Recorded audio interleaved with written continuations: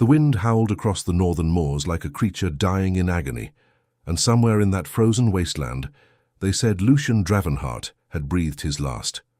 The Duke of Stormhollow, a man whose very name commanded respect in the highest circles of society, had vanished into the unforgiving landscape on a mission that should have been routine, but had instead become his grave. Or so the kingdom believed.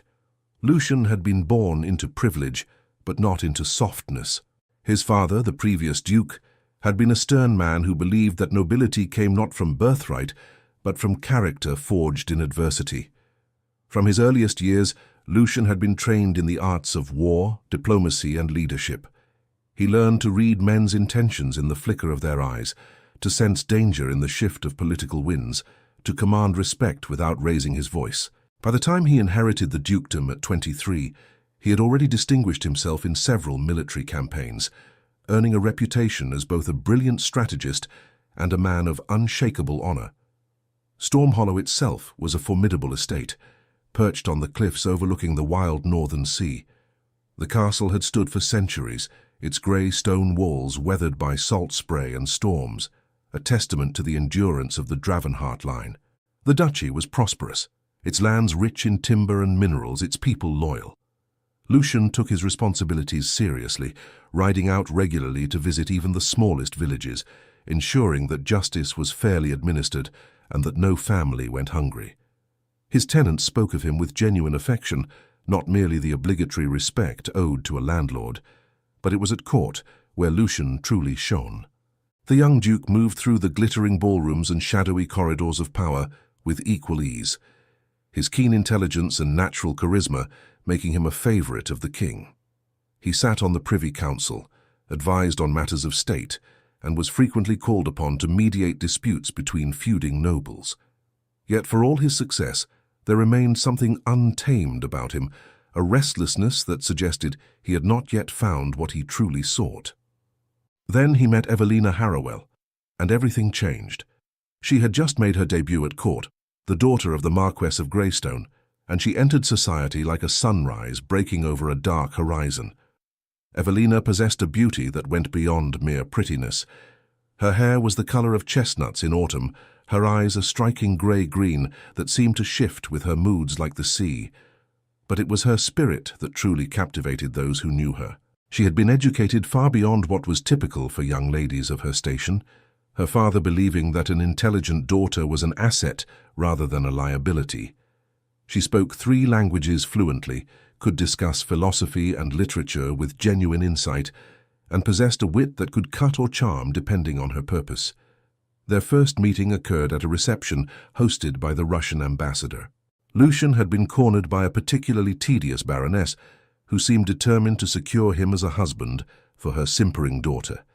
He was contemplating a strategic retreat when a clear voice beside him said, "Your Grace, forgive my interruption, but didn't you promise to show me that fascinating Venetian painting in the East Gallery?" Lucian turned to find Evelina regarding him with eyes that sparkled with mischief and an expression of perfect innocence. Without missing a beat, he offered his arm. "Of course, Lady Evelina, how could I forget?" They walked in silence until they were well clear of the reception rooms, then both burst into laughter. "I apologize for the deception," Evelina said, "but you looked rather like a fox caught in a snare, and I've always had a soft spot for trapped creatures." Lucian found himself genuinely charmed. "Then I am doubly in your debt, my lady, first for the rescue, and second for comparing me to something far more dignified than I felt at that moment." They spent the next hour in conversation, discovering a rare compatibility of minds and temperaments. When Lucian finally escorted her back to her chaperone, he knew with absolute certainty that he had found the woman he wanted to marry. The courtship that followed was everything a romance should be. Lucian was attentive but not overbearing, passionate but respectful. He brought Evelina rare books from his library, took her riding in the countryside where they could speak freely away from prying eyes, wrote her letters that revealed the depths of his mind and heart. Evelina responded with equal ardor. She saw in Lucian not just a powerful duke, but a man of genuine integrity, someone whose strength was matched by kindness, whose intelligence never descended into arrogance.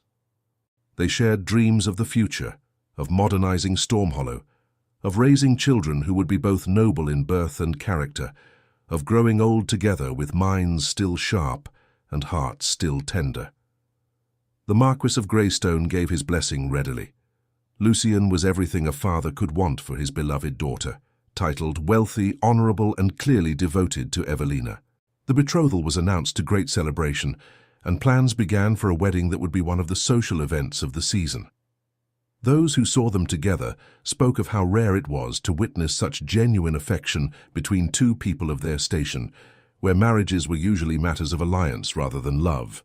Evelina would lie awake at night, her heart so full she felt it might burst, scarcely able to believe her good fortune in finding a man who seemed to have been fashioned specifically for her soul. But fate, as it so often does, had other plans. The summons came in the depths of winter, delivered by a grim-faced messenger bearing the king's seal. Lucian was to lead a confidential mission to the Northern Territories, where reports of unrest among the border clans threatened to escalate into open rebellion. The matter required a man of diplomatic skill and military prowess, someone the king trusted absolutely. It was meant to be a brief expedition, 6 weeks at most, and Lucian had no reason to suspect anything amiss. He kissed Evelina goodbye in the gardens of her father's estate, promising to return in time to see the first spring flowers bloom. "I'll wear your colors," he told her, touching the ribbon she'd given him, "and think of you every moment, until I hold you again." She watched him ride away, his figure gradually disappearing into the winter mist, and felt a chill that had nothing to do with the cold. The mission was doomed from the start, though Lucian didn't realize it until far too late. The intelligence he'd been given was deliberately misleading, the maps inaccurate, the promised support from local allies nowhere to be found. The contingent of soldiers assigned to accompany him was smaller than requested, and as they pushed deeper into the hostile northern wilderness, Lucian began to suspect that the mission's true purpose was not what he'd been told. His second-in-command, a grizzled veteran named Captain Thorn, pulled him aside one frozen evening and spoke in a low voice. "Your Grace, something's wrong here. The men feel it. This doesn't smell like a diplomatic mission, it smells like a trap." Lucian's instincts told him Thorn was right, but by then they were too far from civilization to turn back safely. The northern winter was brutal, with temperatures that could kill an exposed man in hours, and snowstorms that descended with terrifying speed. They pressed on, reaching the remote fortress where the negotiations were supposedly to take place, only to find it garrisoned by mercenaries rather than the clan leaders they'd expected to meet. The attack came at dawn, swift and coordinated, far too professional to be a spontaneous assault. Lucian fought like a demon, his sword flashing in the pale northern light, shouting orders even as he tried to organize a defense against overwhelming odds. The battle was chaos and carnage. Lucian saw men he'd trained with, men he'd come to respect, cut down around him. Captain Thorn took an arrow to the throat while covering Lucian's retreat. The young lieutenant who'd spoken excitedly about his upcoming marriage bled out in the snow, clutching a letter from his bride.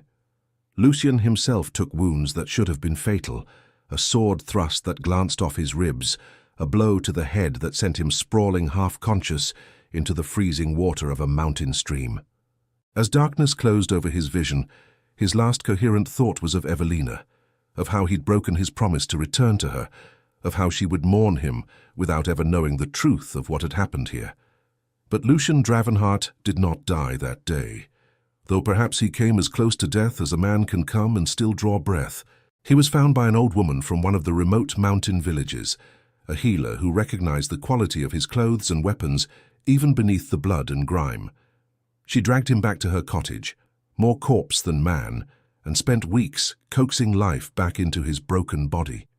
Lucian drifted in and out of consciousness, lost in fevered dreams where he fought the same battle over and over, where Evelina's face appeared like an angel just beyond his reach. The old woman, whose name was Marta, had seen enough of war to know a betrayed man when she nursed one. She asked no questions, simply kept him alive with her herbs and her stubborn refusal to let death claim another victim to the machinations of powerful men. When Lucian finally woke with a clear mind, winter had given way to early spring. He was skeletal, scarred, so weak he could barely stand.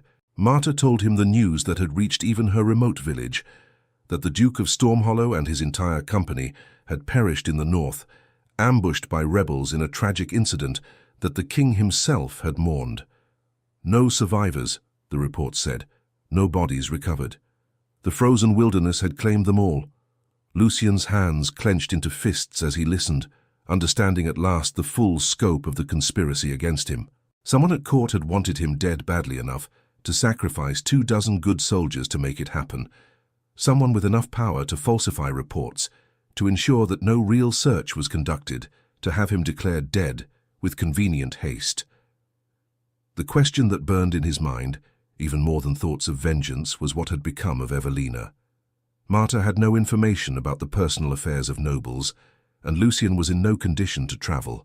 He spent months in that mountain cottage, slowly rebuilding his strength, practicing with his sword until his arms no longer trembled, running through the forest until his lungs no longer burned.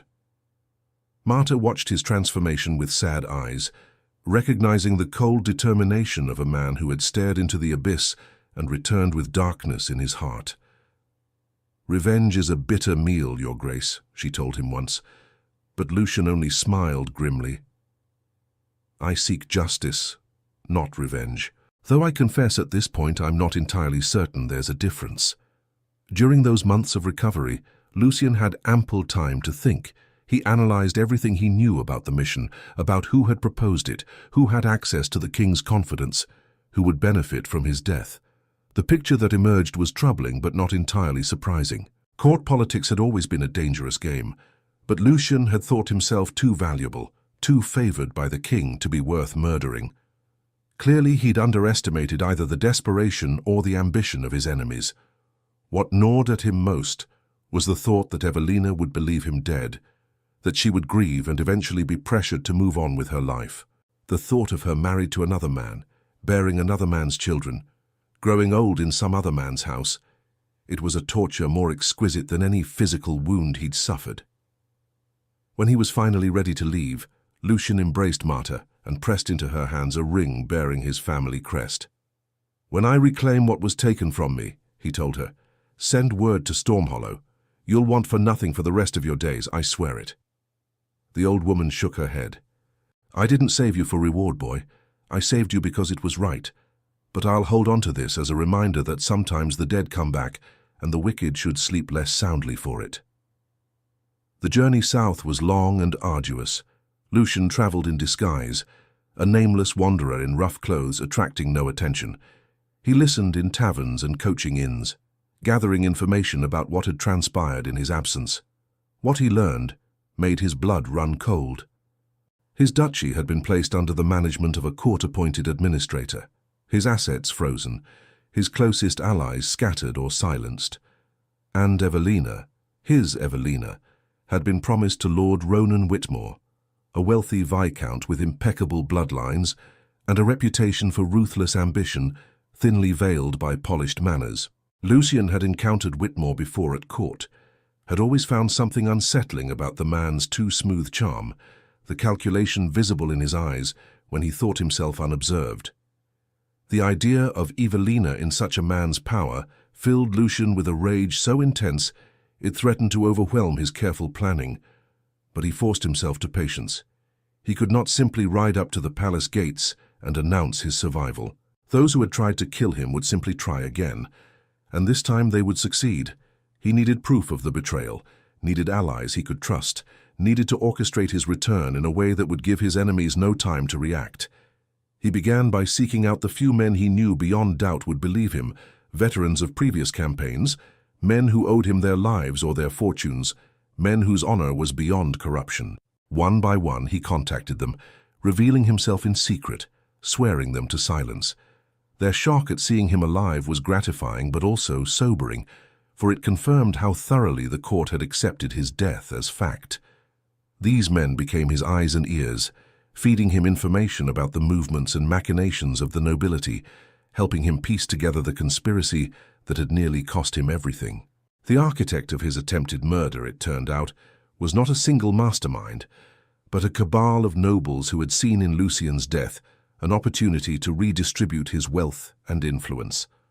Lord Ronan Whitmore was deeply involved, having coveted not just Evelina, but also certain strategic lands that bordered his own estates.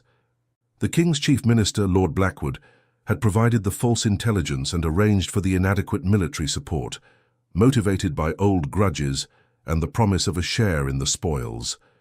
Even some of Lucian's supposed friends had betrayed him, their jealousy and ambition proving stronger than loyalty.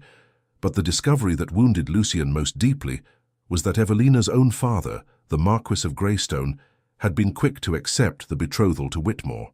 Whether the Marquis had been complicit in the plot or simply opportunistic in its aftermath, Lucian couldn't yet determine.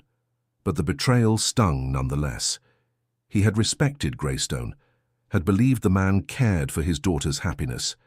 To learn that he'd been willing to hand Evelina over to Whitmore mere months after Lucian's supposed death suggested either callousness or cowardice, neither of which Lucian could forgive.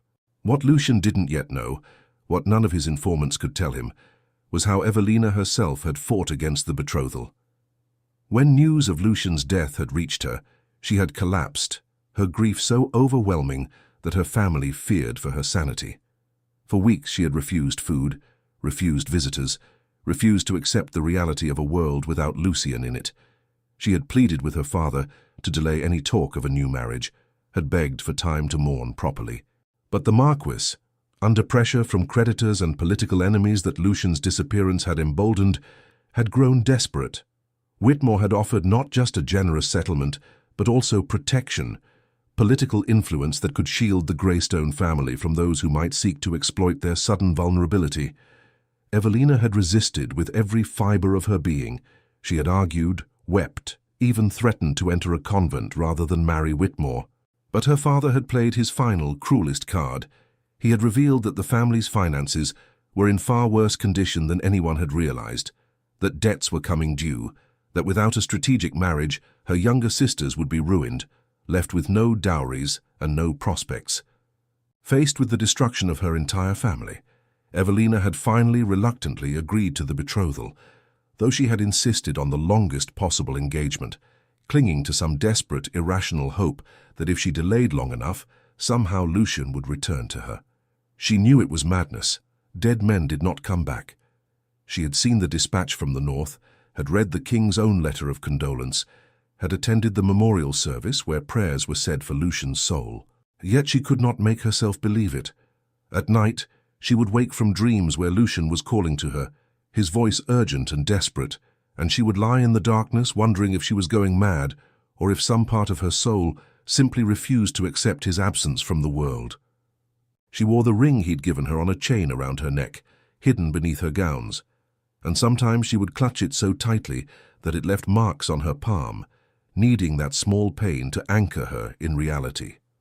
Lord Ronan Whitmore courted her with patient persistence, seeming to understand that he was wooing a woman whose heart belonged to a ghost. He brought her flowers, read poetry to her, spoke of the future in gentle, reassuring tones. To the outside world, he appeared the perfect suitor, attentive but not overbearing, respectful of her grief, willing to wait for her to warm to him. But Evelina, with the instincts Lucian had always admired, sensed something false beneath Whitmore's polish. The way his eyes would harden when he thought she wasn't looking, the edge in his voice when he spoke of Lucian, the possessiveness in his touch when he took her hand, all of it set her teeth on edge. She felt like a prize he had won rather than a woman he loved, and the feeling grew stronger with each passing week. The worst part was that no one seemed to understand her reluctance. Her mother sighed and spoke of duty. Her father grew impatient with what he saw as unreasonable mourning for a man who was gone. Her friends, well-meaning but thoughtless, assured her that time would heal her wounds, that Whitmore was a good match, that she was lucky to have attracted such a devoted suitor so soon after her tragedy. Only her maid, Sarah, who had been with her since childhood, seemed to grasp the depth of Evelina's despair. Sarah would hold her while she wept, would listen to her fevered insistence that Lucian was still alive somewhere, would say nothing when Evelina refused to remove the hidden ring or pack away the letters Lucian had written her. As autumn turned to winter once more, the date of the wedding drew inexorably closer. Whitmore had been patient, but his patience was not infinite, and the social pressure for Evelina to overcome her mourning and embrace her future grew increasingly intense. The Great Winter Ball was announced, a lavish affair hosted by the Duke of Marlborough, one of the most influential nobles at court. Every family of consequence would attend, and it was understood that Evelina and Whitmore would appear together, presenting themselves as an official couple.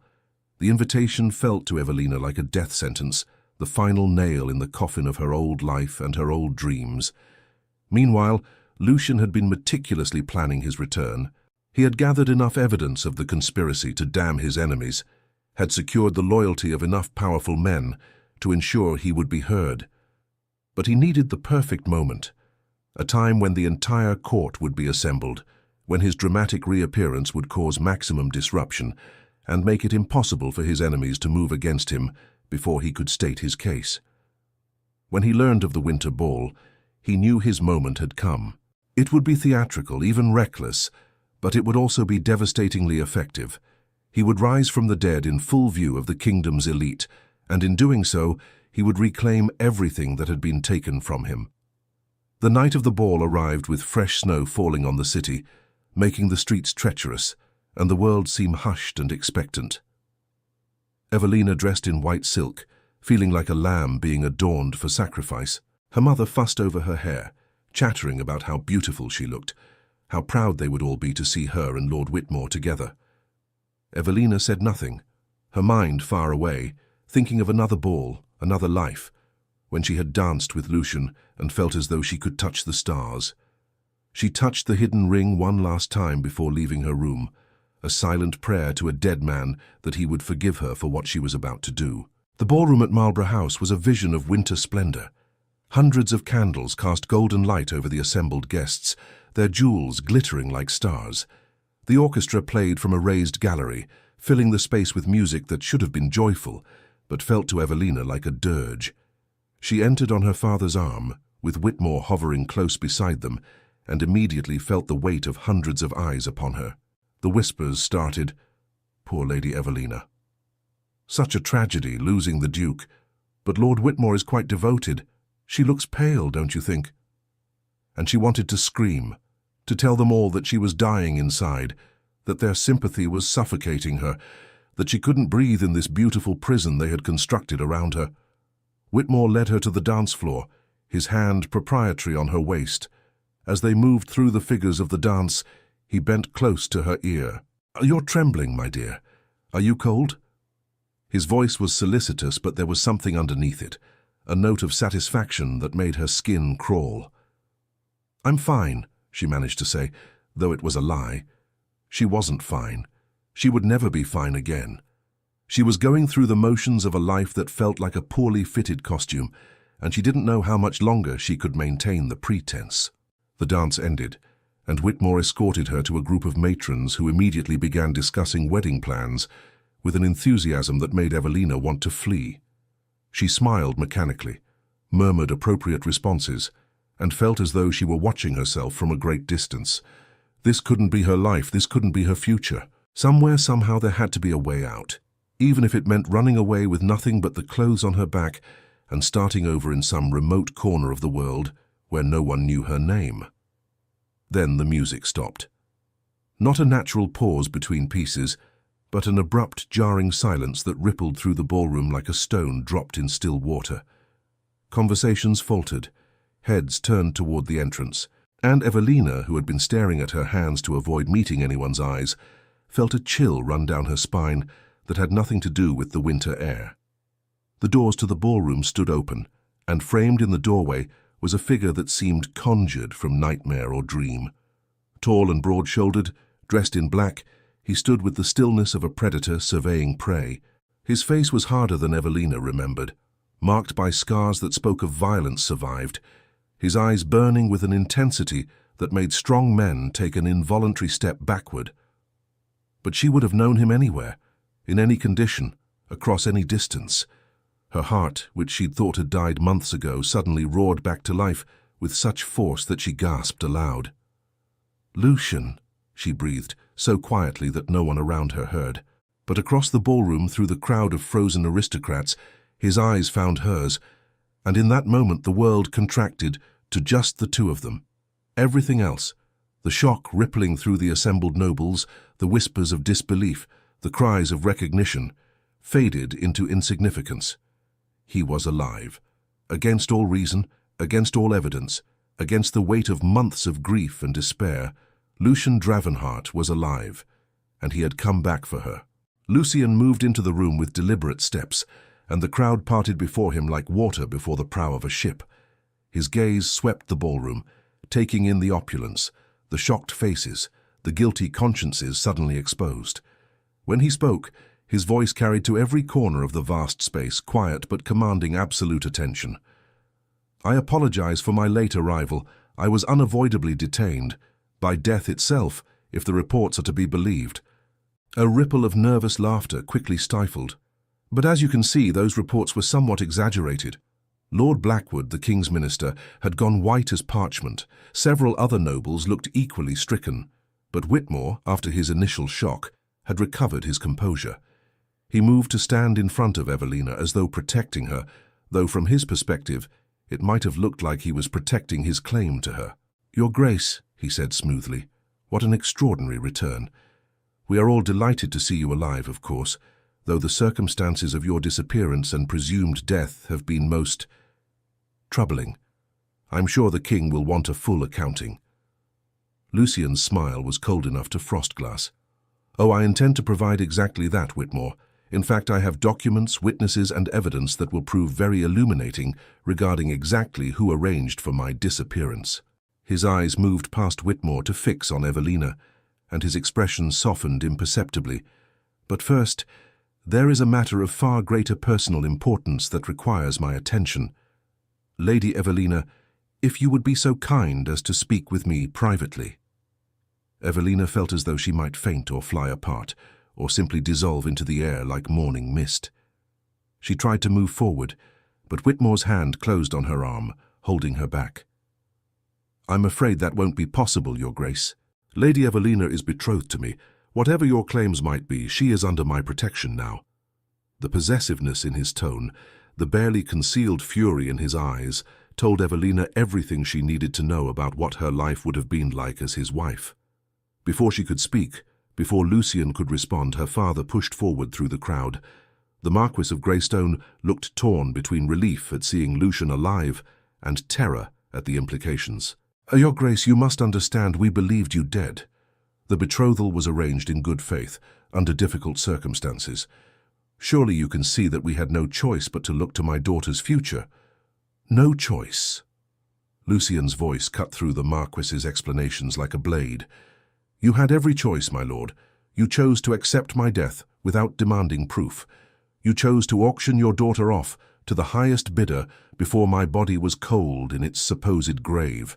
You chose convenience over honor, profit over loyalty." He took another step forward, and Whitmore was forced to either release Evelina or engage in an undignified physical struggle. He released her, but his face was dark with rage. Evelina pulled free and stumbled forward, barely aware of the hundreds of watching eyes, conscious only of the man standing before her. Up close, she could see the changes in him, the new hardness in his face, the shadows in his eyes, the scars that marked his skin. But underneath it all, he was still her Lucian, still the man she had loved with every fiber of her being. "Is it really you?" she whispered, reaching up to touch his face as though he might vanish if she blinked. "Are you really alive, or am I dreaming?" His hand came up to cover hers, pressing it against his scarred cheek, and the warmth of his skin, the solid reality of him, broke through the last of her defenses. Tears spilled down her face, and she didn't care who saw, didn't care about propriety or scandal or anything, except that he was here, he was real, he had come back to her. "I'm alive," he said softly, his own voice rough with emotion. "I'm alive, and I'm so sorry I left you to believe otherwise. I'm so sorry for everything you've endured in my absence." "You came back," she said, as though that explained everything, forgave everything, made everything right. And perhaps it did. The moment was shattered by Whitmore's furious voice. "This is absurd. You can't simply waltz back in here after months and expect everything to return to how it was." Lady Evelina is betrothed to me. The contracts have been signed. Her father has given his consent. You have no claim on her." Lucian turned to face him, and the look in his eyes made Whitmore take an involuntary step backward. "I have every claim on her. She was mine before your schemes bore fruit, and she will be mine again. As for contracts, I believe when one party is murdered, or so it is attempted, all prior agreements become void. Wouldn't you agree, Lord Blackwood?" He directed this last question to the King's minister, who looked as though he wished the floor would open and swallow him whole. Before Blackwood could respond, the King himself entered the ballroom. The assembled nobles bowed and curtsied, but the King barely noticed, his attention fixed on Lucian with an expression of profound shock. "Dravenheart, is it truly you?" The King was an old man now, his face lined with the burdens of rule, but his mind remained sharp. He had genuinely mourned Lucian's loss, for the young Duke had been not just a valued advisor, but someone the King had personally liked. Lucian bowed deeply. "Your Majesty, I apologize for the dramatic nature of my return, but I felt it necessary to make my reappearance in a setting where the truth could not be hidden or distorted. I have much to tell you about what transpired in the north, and about those who betrayed not just me but your trust." The King's eyes narrowed, moving from Lucian to Blackwood to the other pale-faced nobles scattered through the crowd. He was old, not blind, and he had survived decades of court intrigue by knowing when he was being lied to. "I see. Then we shall retire to my private chambers immediately, and you will tell me everything. Lord Blackwood, you will accompany us. As will you, Whitmore, since you seem to have taken quite an interest in the Duke's affairs during his absence." The King's tone made it clear this was not a request. As the men prepared to follow the King out, Lucian turned back to Evelina. He took both her hands in his, heedless of the watching crowd, and said clearly enough for all to hear, "Wait for me. I know I have no right to ask after what you've suffered, but I'm asking anyway. Wait for me while I set things right, and then if you'll still have me, I will spend the rest of my life making up for the pain my absence caused you." Evelina didn't hesitate. "I've waited this long, haven't I? I'll wait as long as it takes." She squeezed his hands, drawing strength from his presence after so many months of desolation. "Go. Do what you need to do. I'm not going anywhere." The confrontation that followed in the King's private chambers was brutal and exhaustive.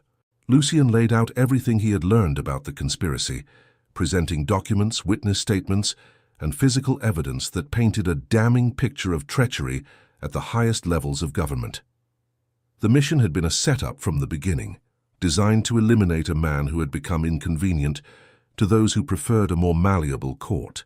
Lord Blackwood had provided the false intelligence, had ensured inadequate support, had arranged for the mercenaries who had attacked Lucian's company. Whitmore had financed parts of the operation and had been promised Evelina and access to Stormhollow's resources as his reward for participation. The conspiracy had extended even further than Lucian had initially realized. Several other nobles had been involved in various capacities, some providing information, others helping to suppress news of survivors, still others working to seize Lucian's assets once he was declared dead. It was a web of corruption that had ensnared some of the most powerful families in the kingdom, and as Lucian exposed each thread, the King's fury grew colder and more terrible. When Lucian finished, the silence in the room was absolute.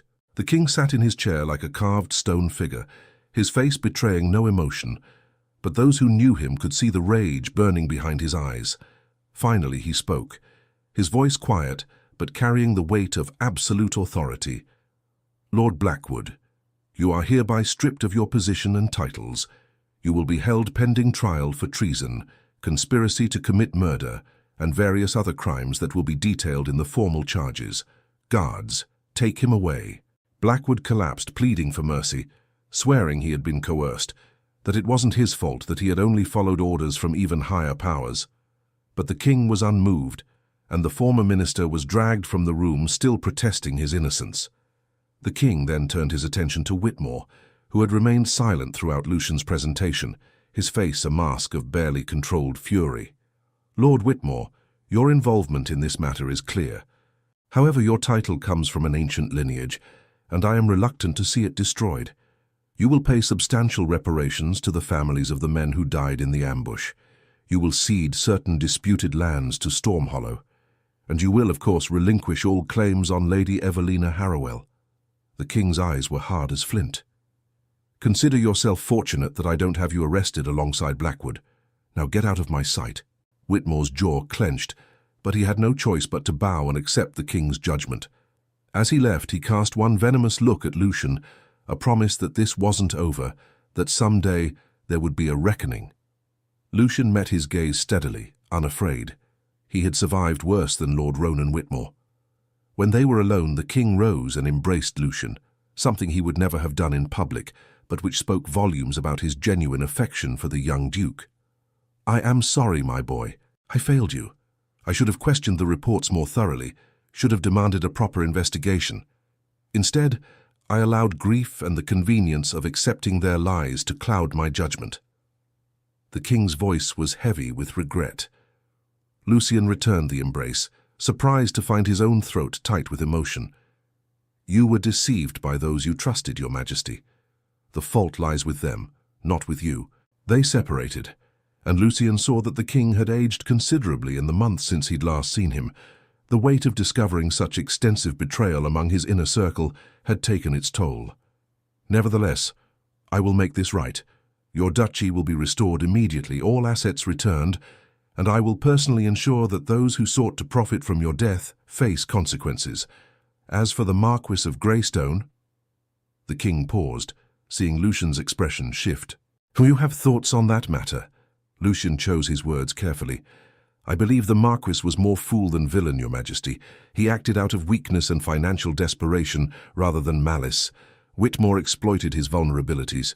I leave his fate to your wisdom, though I confess I am more concerned with his daughter's welfare than with punishing her father." The king nodded slowly. "A generous assessment. Very well. I will have words with Greystone about his hasty decisions, but I will not ruin him unless you request it. Now go before that young woman storms my palace demanding to know what's taking so long. I've seen the way she looks at you, Dravenheart. Don't make her wait any longer than necessary." Lucian left the king's chambers to find the palace in an uproar. News of his return and the exposure of the conspiracy had spread through the nobility like wildfire. Some greeted him with genuine joy, others with carefully neutral expressions that told him they were calculating how to position themselves in this new reality. He paid them little attention, searching the crowded hallways for only one face. He found Evelina in a private sitting room, having escaped the chaos of the ballroom. She was standing by the window, staring out at the snow-covered gardens, and she turned when she heard the door open. For a long moment, they simply looked at each other, and Lucian was struck by how much he loved her, how the months of separation and suffering had only intensified his feelings rather than diminishing them. "Is it finished?" she asked quietly. "The beginning of the end, at least. Blackwood is arrested. Whitmore is stripped of his claim to you and facing substantial penalties. The king has restored my titles and lands. Justice will be done." He crossed the room to her, and now that they were alone, away from the prying eyes of the court, he allowed himself to truly look at her, to see the toll the past months had taken. She was thinner than he remembered, her face marked by grief, her eyes holding shadows that hadn't been there before. "I'm sorry," he said, the words inadequate but necessary. "I'm so sorry for what you endured because of me, because of my enemy's schemes. If I could have spared you that pain—" She pressed her fingers to his lips, silencing him. Don't apologize for surviving, for fighting your way back to me. Do you know what kept me going through all of it? The unreasonable, impossible belief that somehow you were still alive, that somehow you would return. Everyone thought I was mad, grieving myself into delusion. But I knew. My heart knew, even when my mind couldn't justify it." He captured her hand, pressing a kiss to her palm, then her wrist, feeling her pulse flutter beneath his lips. "I thought of you every day, in the worst moments, when I wasn't sure I'd survive, when the cold and the pain made it so tempting to simply let go. It was your face I saw, the promise I'd made to come back to you. That's what kept me alive." Evelina's eyes filled with tears, but she was smiling, her first genuine smile in months. Then we're even, because you kept me alive too. My body kept moving, kept breathing, but my soul was waiting for yours to return." She stepped closer, eliminating the last distance between them, and rested her hand over his heart, feeling it beat strong and steady beneath her palm. "I love you, Lucian Dravenheart. I loved you before. I loved you when I thought you were dead, and I love you now that you've returned from the grave. Nothing that's happened has changed that." He cupped her face in his hands, his thumbs brushing away the tears that had begun to fall. "And I love you, Evelina Harrowell. I loved you when I rode north. I loved you when I lay dying in the snow. I loved you through every moment of my return. I will love you until my last breath, and if there's anything beyond death, I'll love you there too." And then he kissed her, pouring months of longing and desperation and joy into that single moment of connection. The kiss was everything their first kiss had been and more. Tender but passionate, gentle but urgent, a claiming and a surrender all at once. When they finally broke apart, both breathing hard, Evelina laughed shakily. Well, that was worth waiting for. Lucian grinned, the expression transforming his scarred face into something approaching the man he'd been before. "I should hope so, considering I travelled hundreds of miles through hostile territory to deliver it." His expression sobered. "Evelina, I need to ask, can you forgive your father? He acted shamefully in promising you to Whitmore, but I believe he thought he had no choice, that he was protecting the family." Evelina sighed, her joy dimming slightly. "I know he believed he was doing what was necessary, but he gave up on us so quickly, Lucian. He didn't even wait a full season before arranging the betrothal. It felt like my grief, my love for you, meant nothing compared to his political convenience." She paused, gathering her thoughts. "I will forgive him eventually.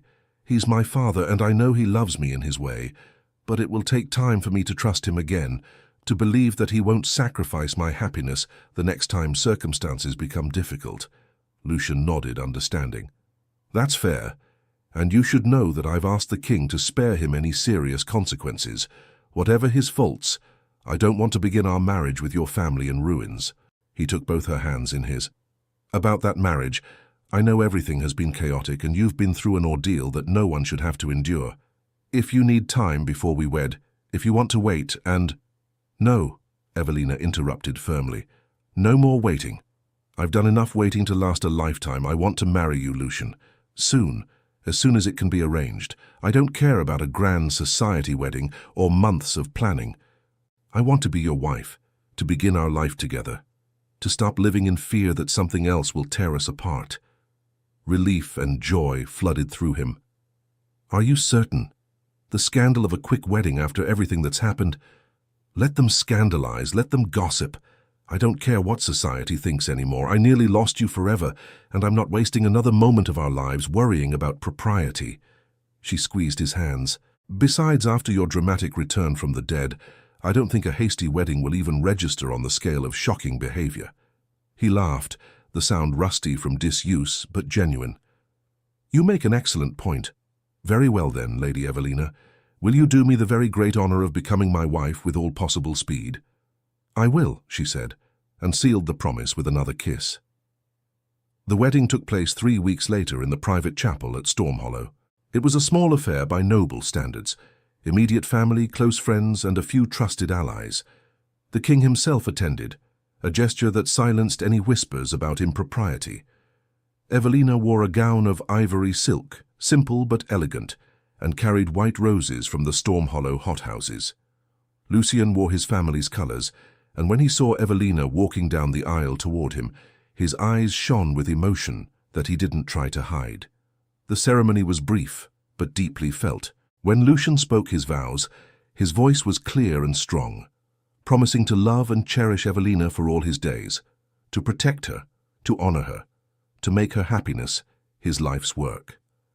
Evelina's voice was equally steady as she promised to stand beside him through whatever trials life might bring, to love him in joy and in sorrow, to be his partner in all things. When the priest pronounced them husband and wife, Lucian kissed his bride with such tender passion that several of the ladies in attendance sighed audibly.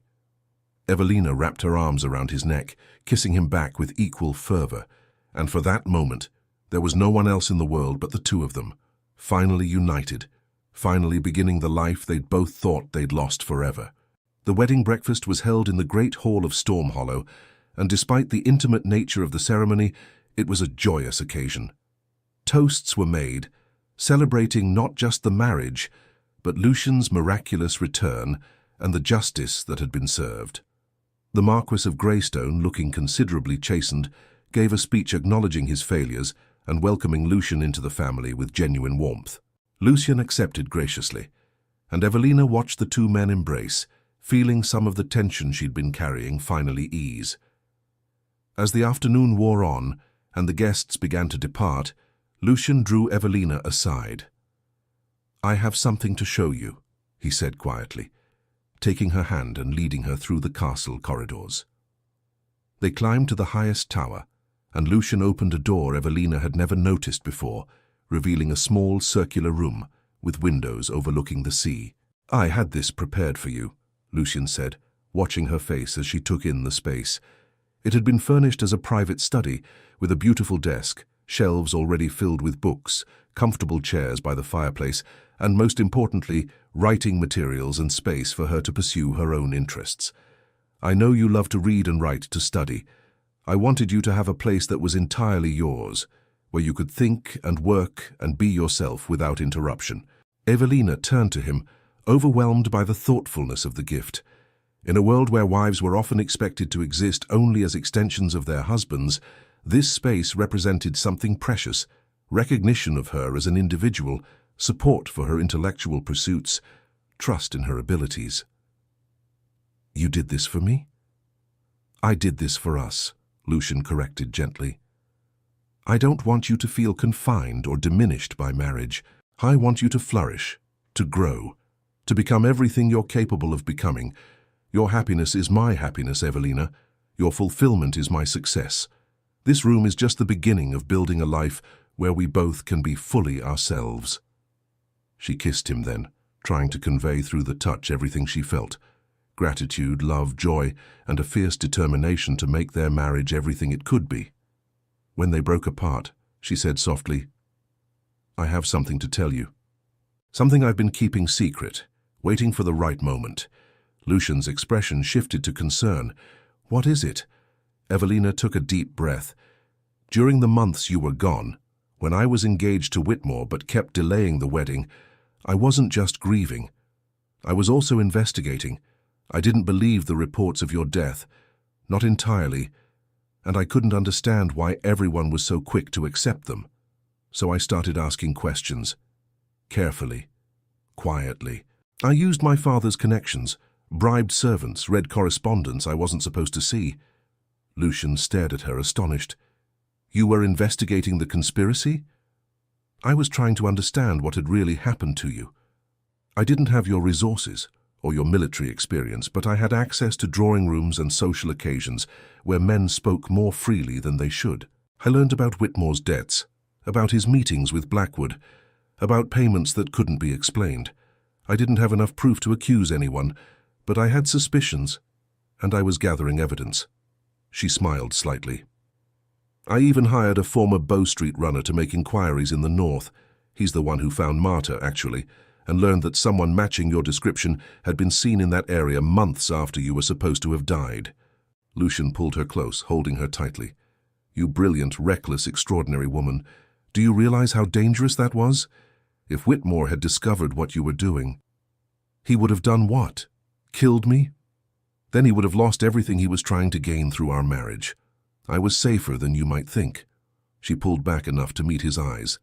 "Besides, I couldn't just sit idle while your memory was being erased, while your killers walked free. I had to do something, even if it was small, even if no one ever knew about it." "I know about it," Lucian said seriously, "and I am humbled by your courage and your faith in me. Did you know I planned to tell you this evening that I wanted you involved in managing the duchy, that I valued your intelligence and judgment too much to relegate you to embroidery and social calls?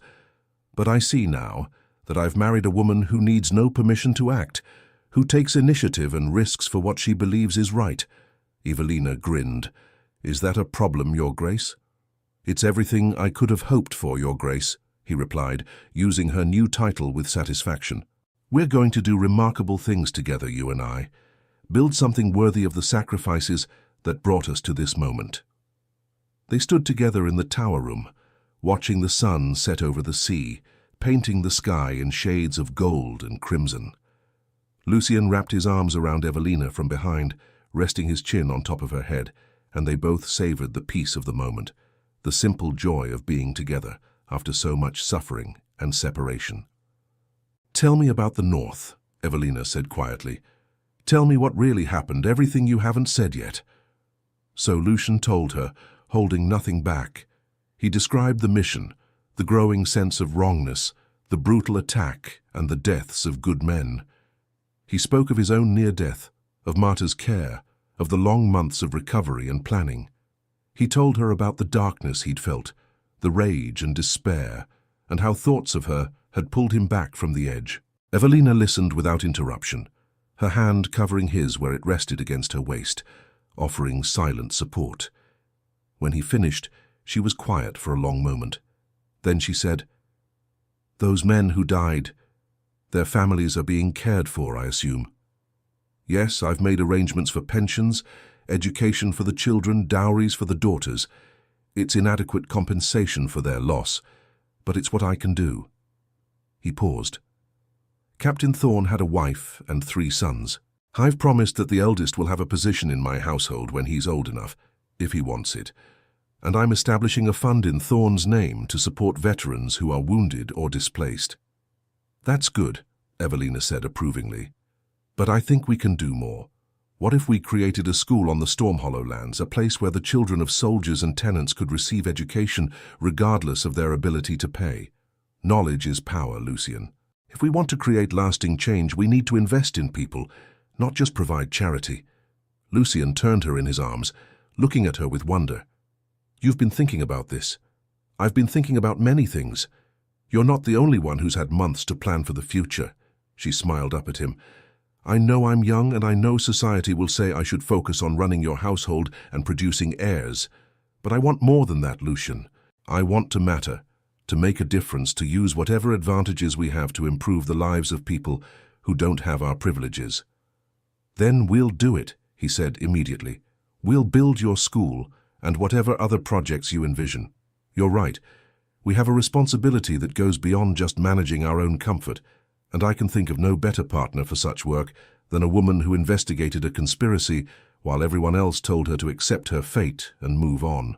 They talked late into the night, planning and dreaming, building castles in the air that they both intended to make solid and real. They discussed modernizing the farming techniques on the Stormhollow lands, establishing a lending library in the local village, supporting promising scholars regardless of their birth. Evelina shared ideas she'd been developing for years, thoughts about social reform and education that she'd never been able to voice before. Lucian listened with genuine interest, asking questions, offering suggestions, treating her as the intellectual equal she was. Eventually, exhaustion caught up with them both. Lucian led Evelina to the Duchess's chambers, rooms that had been prepared especially for her arrival. They were beautiful, decorated in shades of blue and silver, but Evelina barely noticed the furnishings. She was focused entirely on her husband, on the miracle of having him here, alive, hers. Their wedding night was tender and passionate, a celebration of life and love and survival. Lucian was gentle, attentive to Evelina's inexperience, but there was also a desperation in their joining, a need to reaffirm their connection after so much time apart. They made love slowly, savoring each touch, each kiss, each whispered word of love. And afterward, lying tangled together in the darkness, Evelina felt a peace she hadn't known since the day Lucian had ridden north. "I used to dream about this," she murmured against his chest. "Being with you like this, belonging to you, starting our life together. But then when I thought you were dead, I couldn't bear to remember those dreams. They hurt too much." Lucian's arms tightened around her. "And now?" "Now I want to dream new dreams, better ones. Dreams that we'll build together, that nothing and no one can take from us." She tilted her head to look up at him. "Promise me something, Lucian. Promise me that no matter what challenges come, No matter what dangers we face, we'll face them together. No more secrets kept to protect each other. No more bearing burdens alone. I promise, he said seriously. We're partners in all things now, Evelina. Equal in this marriage, equal in our work, equal in our commitment to each other. What affects one affects both. What threatens one threatens both. And what one achieves, both achieve. She sealed the promise with a kiss, and they made love again, slower this time, mapping each other's bodies, learning the landscape of pleasure and intimacy that would be theirs for the rest of their lives. The weeks and months that followed were not without challenges. The exposure of the conspiracy had sent shockwaves through the nobility, and there were those who resented Lucian's return, who had profited from his absence and now found their positions threatened. Attempts were made to discredit his evidence, to suggest that perhaps his ordeal in the north had affected his judgment, that he was seeing conspiracies where none existed. But Lucian had anticipated this, had built his case too carefully for it to be easily dismissed. One by one, those involved in the plot faced consequences. Some lost titles, some faced imprisonment, some simply found themselves ostracized by a society that had no tolerance for traitors. Lord Ronan Whitmore proved to be particularly vengeful in defeat. Unable to strike at Lucian directly, he attempted to damage his reputation through rumor and innuendo, suggesting that the Duke had orchestrated his own disappearance for political gain, that his marriage to Evelina was suspiciously hasty, that his reforms at Stormhollow were evidence of dangerous, radical thinking. For a while these whispers gained some traction, particularly among the more conservative elements of society, who were already uncomfortable with the changes Lucian and Evelina were implementing. But Whitmore made a critical mistake. He underestimated Evelina. She had learned during her investigation of the conspiracy that information was power, and she had continued to cultivate her network of sources even after Lucian's return. When Whitmore's campaign of rumors reached a fever pitch, threatening to seriously damage Lucian's standing at court, Evelina quietly revealed to several key society matrons certain facts about Whitmore's financial dealings and personal life that he had desperately wanted to keep hidden. Within days, the rumors about Lucian ceased, and Whitmore found himself fighting for his own reputation instead. Lucian learned about Evelina's actions only after the fact, and his initial reaction was a mix of admiration and concern. That was brilliant, but also dangerous. Whitmore is not a man who forgets slights. Evelina raised an eyebrow. Neither am I, apparently. Besides, he started this fight, I simply finished it, and I made sure everything I revealed was absolutely true and verifiable. I didn't stoop to his level of fabrication. She paused. Though I'll admit, I may have ensured that certain particularly damning pieces of information reached particularly effective gossips at particularly opportune moments. Lucian laughed despite himself. Remind me never to make you angry. Too late, she said cheerfully. You already did, when you got yourself nearly killed. I'm still deciding on an appropriate punishment for that particular transgression. They settled into a rhythm of life at Stormhollow that satisfied them both. Lucian managed the duchy's affairs and maintained his position at court, advising the king on various matters of state. But he also made time for the reform projects he and Evelina had planned, personally overseeing the construction of the school they'd discussed, working to improve conditions for the tenant farmers, investing in local industries that would provide employment and prosperity for the region. Evelina threw herself into her own work with equal passion. The school became her special project, and she was deeply involved in everything from curriculum design to the selection of teachers. She insisted on including subjects typically reserved for boys, mathematics, science, classical languages, in the education of girls, a decision that caused some controversy, but which she defended fiercely.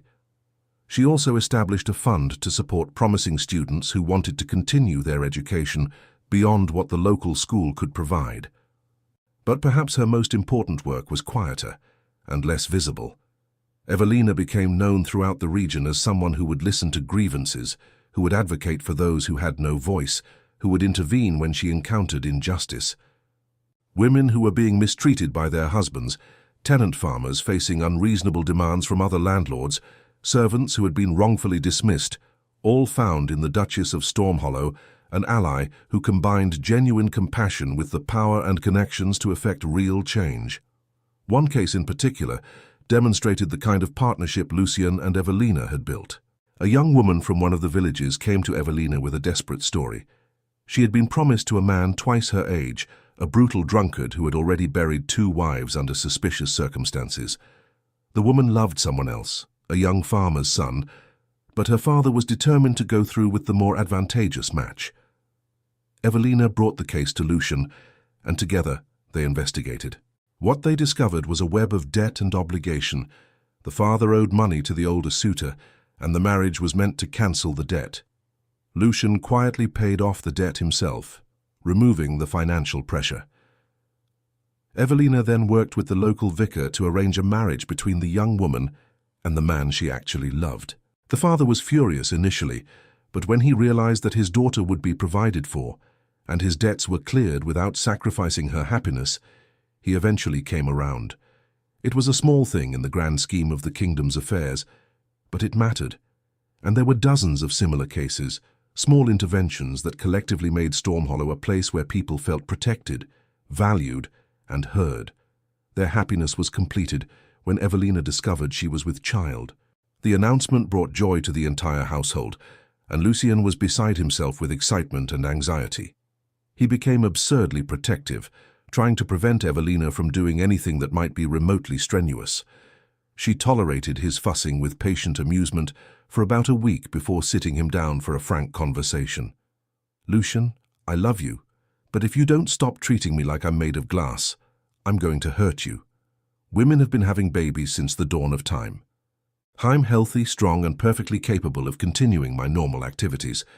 So unless you want to spend the next several months sleeping in the guest chambers, you need to trust that I know my own body and will ask for help if I need it."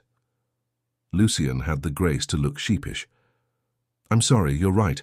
It's just, after nearly losing you, the thought of anything threatening you or the baby terrifies me." Her expression softened. "I know, and I appreciate that you care so much. But fear can't rule our lives, love. We both learned that lesson the hard way, so let's make a deal.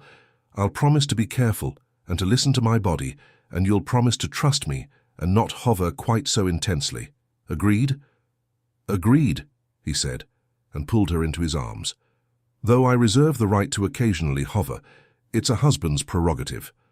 The pregnancy progressed smoothly, and Evelina continued her work almost until the day she went into labor. The birth was long and difficult, as first births often are, but Evelina came through it with her characteristic strength. When Lucian was finally allowed into the room and saw his wife holding their daughter, his vision blurred with tears of joy and relief. "A girl," Evelina said softly, looking down at the tiny, perfect face. "I hope you're not disappointed." "Disappointed?" Lucian's voice was rough with emotion. "How could I be disappointed? She's beautiful. You're both beautiful. You're both perfect." He sat carefully on the edge of the bed, one arm around Evelina, one finger gently touching the baby's cheek. "What shall we name her?" They had discussed names extensively, but now that the moment had arrived, Evelina knew exactly what felt right. "Grace. I want to name her Grace, because Grace is what brought you back to me, what sustained me through the darkest times, what has blessed our life together." "Grace Dravenheart," Lucian said, testing the name. "It's perfect. She's perfect. And you, my extraordinary wife, are the most remarkable woman I've ever known. Thank you. Thank you for our daughter, for our life, for not giving up on me when everyone said you should." Evelina leaned against him, exhausted but happier than she'd ever been. "Thank you for coming back, for fighting your way back to me, for being the man I knew you were, for building this life with me." She looked down at their daughter, who had fallen asleep with the sudden completeness of newborns. "She'll grow up in a better world than we inherited, Lucian. Between the two of us, we'll make sure of that." The years that followed were full and rich. Grace was joined by 2 brothers, and the halls of Stormhollow rang with the laughter and chaos of children. Lucian and Evelina raised them with love and high expectations, teaching them that privilege came with responsibility, that power should be used for service, that character mattered more than title. The school Evelina had founded flourished, producing graduates who went on to distinguished careers in various fields. Several of the young women educated there became teachers themselves, carrying forward Evelina's vision of education as a path to empowerment. The reforms implemented on the Stormhollow lands became a model that other progressive nobles began to emulate, slowly spreading better practices throughout the region. Lucian's standing at court remained strong. The king, impressed by how Lucian had handled both his return and the subsequent administration of his duchy, increasingly relied on his counsel. When the old king finally passed and his son took the throne, the new monarch retained Lucian as an advisor, valuing his integrity and wisdom. Lucian used his influence carefully, always working to advance policies that would benefit the common people as well as the nobility. There were still challenges, of course: political opponents who disagreed with their reforms, economic downturns that tested their resources, personal griefs and losses that reminded them of mortality's shadow. Lord Whitmore remained a persistent thorn in their side for several years, until he finally overreached in some financial scheme and found himself forced to flee the country to avoid prosecution. They heard years later that he had died in exile, bitter and alone, and Evelina felt only pity for a man who had wasted his considerable talents on greed and revenge. But through everything, Lucian and Evelina remained each other's anchor and strength. They had learned too well the value of what they had to take it for granted, or allow it to be threatened by petty concerns. Their love, tested by separation and betrayal and death itself, had emerged stronger than they could have imagined. They still took time away from their duties to simply be together, to talk and laugh and make love as passionately as they had in the early days of their marriage. On the anniversary of Lucian's return, they celebrated it every year along with their wedding anniversary, they would climb to Evelina's tower room and watch the sunset over the sea, just as they had on their wedding day. It became their private ritual, a moment to reflect on how far they'd come, how much they'd overcome, how blessed they were to have found each other. On the 20th anniversary of his return, as they stood in the tower with silver beginning to thread through their hair and laugh lines deepening around their eyes, Lucian pulled Evelina close and said, "Do you remember what I promised you the night I came back? That if you would still have me, I would spend the rest of my life making up for the pain my absence caused you." "I remember," Evelina said, leaning into his embrace. "Though I told you then and I'll tell you now, you had nothing to make up for. What happened wasn't your fault. Nevertheless, I made the promise. And I want you to know that I've kept it, or tried to. Every day of our marriage, I've woken up grateful for you, determined to be worthy of you. You are the best thing that ever happened to me, Evelina Dravenheart. My love, my partner, my equal in all things. Everything good in my life, everything I'm proud of, has been built on the foundation of us." Evelina turned in his arms, reaching up to cup his face in her hands. "And you are mine. You've given me a life beyond anything I imagined in my wildest dreams. Not just the title or the comfort or the beautiful children, though I treasure all of that. But you've given me the freedom to be fully myself, to pursue my passions, to make mistakes and learn and grow. You've treated me not as a possession or a decoration, but as a person with my own mind and will. That's the greatest gift anyone has ever given me." They kissed then, as deeply and tenderly as they had when they were young newlyweds. The years had changed them. Lucian's scars had faded but never disappeared, reminders of what he'd survived. Evelina's hands bore the marks of practical work rather than the softness expected of a duchess, but those changes only made them more precious to each other. They knew what it cost to build something real, something lasting, and they protected it fiercely. As the sun sank below the horizon, painting the sky in glorious shades of red and gold, Lucian held his wife and thought about the boy he'd been, the man he'd become, the life he'd nearly lost and miraculously regained. He thought about the soldiers who had died in the north, whose sacrifice he honored by living well and justly. He thought about his children, who would carry forward the legacy he and Evelina were building. And he thought about the woman in his arms, who had refused to give up on him even when the entire world had declared him dead. "I love you," he said quietly. "Today, tomorrow, and beyond whatever comes. Nothing will ever change that." "I know," Evelina replied, her voice equally soft. I've always known. Even in the darkest times, I knew. And I love you just as much, just as permanently, just as completely. They stood together as the stars began to appear one by one in the darkening sky. And in that moment, in that place, surrounded by the life they had built together and the love that had sustained them through every trial, they were perfectly, absolutely, eternally happy. Behind them, the lights of Stormhollow blazed warm and welcoming. Below them, in the village, families gathered for evening meals. Children ran through streets that were safe and prosperous. Students studied by lamplight in their homes, dreaming of futures that were possible because of the Duke and Duchess who cared enough to make them so. This was their legacy, not just the children of their blood, but the community they had nurtured, the lives they had touched, the changes they had made in their small corner of the world. And it all began because a man refused to die, and a woman refused to believe that he had. Because love, real love, is stronger than death, more powerful than any conspiracy, more enduring than any trial. Lucian and Evelina had proven that truth with their lives, and their story would be told for generations. A tale of betrayal and return, of loss and recovery, of two souls who found each other against all odds and built something beautiful from the ruins of tragedy. As they finally left the tower hand in hand, walking down the ancient stone steps toward their family and their future, the moon rose over Stormhollow, casting silver light over the castle, the lands, and the sea beyond. And if anyone had been watching, they would have seen that the Duke and Duchess still moved as one, still fit together perfectly, still carried themselves like people who knew exactly how lucky they were, and never took a moment of it for granted. So, dear listeners, what did you think of this story? Did you feel your heart race when Lucian appeared at the winter ball, alive against all odds? Did you ache for Evelina during those terrible months when she believed the man she loved was gone forever? Did you cheer when justice was served and the conspirators faced their reckoning? This is the power of true love. It endures beyond what seems possible.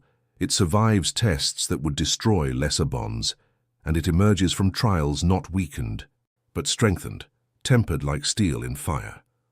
Lucian and Evelina's story reminds us that sometimes the greatest romances are not the easiest ones, but those that require us to fight, to believe, to hold on, even when every reasonable voice tells us to let go. Their love changed not just their own lives, but the lives of countless others.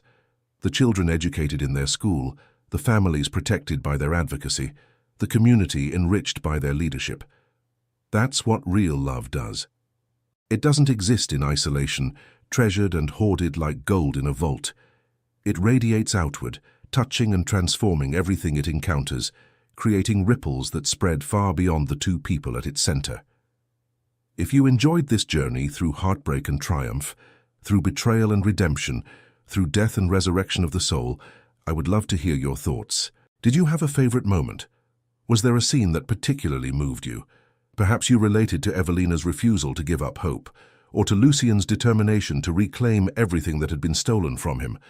Please take a moment to subscribe to our channel, so you never miss another story like this one. Share this tale with someone who loves romance, who believes in the power of love to overcome any obstacle, who needs to be reminded that sometimes miracles do happen and the dead do return. Leave a like if Lucian and Evelina's story touched your heart, and comment below with your reactions. I read every single one, and I treasure knowing which parts of these stories resonate most deeply with you. Remember, behind every great love story is a choice. The choice to believe, to fight, to endure, to forgive, to love even when it's difficult. Lucian chose to survive and return. Evelina chose to wait and to hope. Together, they chose to build something beautiful from the ashes of tragedy. And that, dear listeners, is a lesson worth remembering in our own lives. Until our next story, may you find your own version of Lucian's courage and Evelina's steadfast heart. May you love deeply, fight fiercely for what matters, and never give up on the people and dreams that make life worth living. Thank you for listening, for feeling, for joining me in this tale of love triumphant. Subscribe, like, share, and I'll see you very soon with another story that will sweep you away to worlds of passion, adventure, and romance. Until then, keep believing in love's power to conquer all.